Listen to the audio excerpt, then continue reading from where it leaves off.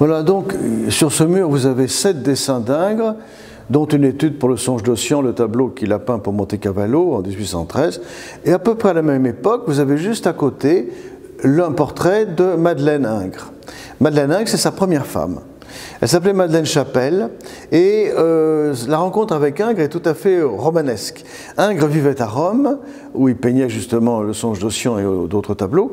Il était plus ou moins amoureux d'une dame qui s'appelait Madame Maisonnille de L'Oréal, dont il a fait le portrait dessiné d'ailleurs. Et puis, il lui faisait la cour. Alors cette dame lui a dit, écoutez, arrêtez, mais si vous voulez vous marier, j'ai une cousine. Ah bon, a dit Ingres, mais je suis tout prêt à l'épouser. Il voulait absolument se marier. Et cette cousine était modiste à Guéret, dans le centre de la France, vous voyez. Alors il a commencé à lui écrire. Il lui a envoyé son petit portrait au graphite qui est perdu malheureusement et dont Madeleine Chapelle a dit plus tard qu'il s'était un peu flatté.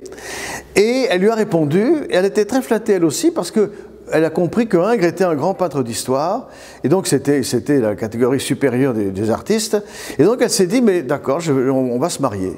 Donc sans se connaître, elle a pris la diligence depuis Guéret jusqu'à Rome. Elle est arrivée à Rome sur la Via Appia, près du tombeau de Néron. Ils se sont rencontrés là, et Ingres l'attendait là.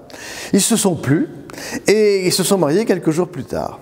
Et cette union a duré, très heureuse, jusqu'en 1849, date à laquelle Madeleine Chapelle est morte.